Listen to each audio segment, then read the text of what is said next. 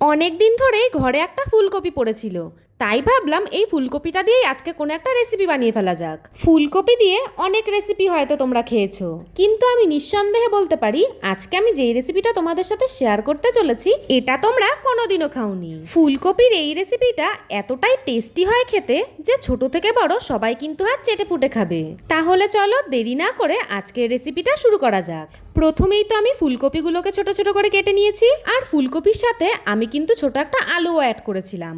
ফুলকপি আর আলুগুলোকে পরিমাণ মতন লবণ আর হলুদ দিয়ে আমি কিন্তু ভালো করে সেদ্ধ করে নিয়েছি। আমি যেহেতু প্রথমেই ফুলকপির বড়া বানাবো, তাই ফুলকপিগুলোর জল ঝরিয়ে ঠান্ডা হয়ে গেলেই আমি কিন্তু একে একে দিয়ে দিচ্ছি পেঁয়াজ কুচি, পরিমাণ মতন লবণ, লঙ্কার গুঁড়ো, হলুদ, বেশ কিছুটা পরিমাণে ময়দা আর কর্নফ্লাওয়ার, আর অল্প পরিমাণে কালো জিরা আর গোলমরিচের গুঁড়ো। এবার কিন্তু সমস্ত কিছু আমি ভালো করে মেখে নিয়েছি। আর এদিকে চলে এসেছি আমি বড়াগুলোকে ভেজে নেওয়ার জন্য। প্রথমেই তো কড়াই গরম করে অনেকটা পরিমাণে তেল দিয়ে দিয়েছি, আর তেলটা ভালো করে গরম হয়ে আসলেই আমি কিন্তু একে একে ফুলকপির বড়াগুলোকে ভেজে নিচ্ছি। এই সময় কিন্তু গ্যাসের ফ্লেমটাকে একদমই লো রাখতে হবে, না হলে বড়ার বাইরেটা পুড়ে যাবে আর ভেতরটা কিন্তু কাঁচা রয়ে যাবে। দেখো আমি কিন্তু একদম একই রকম শেপে বড়াগুলোকে ভেজে নিয়েছি। বড়াগুলোকে তুলে রেখে এখন ওই তেলেই আমি ফোড়নে দিয়ে দিলাম বেশ কিছুটা পরিমাণে জিরে, একটা শুকনো লঙ্কা আর একটা তেজপাতা। ফোড়নটা ভালো করে ভেজে নিয়েই আমি কিন্তু এর মধ্যে দিয়ে দিচ্ছি একটা কুচিয়ে রাখা পেঁয়াজ। পরিমাণ মতন লবণ আর হলুদ দিয়ে পেঁয়াজটাও কিন্তু আমি লাল লাল করে ভেজে নিচ্ছি।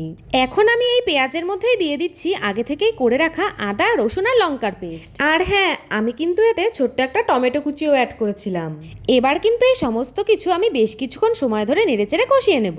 পেঁয়াজটা ভালো করে সেদ্ধ হয়ে আসলেই এবার কিন্তু আমি এতে একে একে দিয়ে দিচ্ছি পরিমাণ মতন জিরে গুঁড়ো, ধনে গুঁড়ো, লঙ্কা গুঁড়ো, স্বাদ মতন চিনি। এবার কিন্তু সমস্ত মশলাটা আমি ভালো করে নেড়েচেড়ে কষিয়ে নেব। চলো ফুলকপির বড়ার গ্রেভিটা আমার এদিকে হতে থাকুক, আর আমি আমার প্রিয় কিছু দিদিভাইদের নাম তোমাদের সাথে শেয়ার করি। কবিতা দাস দিদিভাই আমাকে আগের ভিডিওতে কমেন্ট করেছে যে দিদিভাই তোমার প্রত্যেকটা ভিডিও দেখি, রোজ কমেন্ট করি, তুমি তো আমার নামটা নিচ্ছই না, আমি আর বলবো না আমার নামটা নিতে। এই তো দিদিভাই আমি তোমার নামটা নিয়ে নিলাম।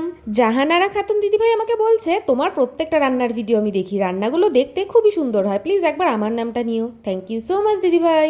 আগের দিনের পাস্তার পায়েস রেসিপিতে একটি মিষ্টি দিদিভাই আমাকে কমেন্ট করেছে যে আমি আসাম থেকে দেখছি দিদিভাই, তোমার এই রেসিপিটা কিন্তু দুর্দান্ত হয়েছে, আমার নাম ঝুমা, একবার আমার নামটা নিও। এই তো দিদিভাই আমি তোমার নামটাও নিয়ে নিলাম। এই দেখো আমার প্রিয় দিদিভাইদের নাম তোমাদের সাথে শেয়ার করতে করতে ফুলকপির বড়ার গ্রেভি কিন্তু আমার একদম রেডি। তোমাদের এই রেসিপিটা কেমন লাগলো আমাকে কিন্তু কমেন্ট করে অবশ্যই জানিও, আর যদি ভালো লাগে বাড়িতে কিন্তু অবশ্যই একবার ট্রাই করো।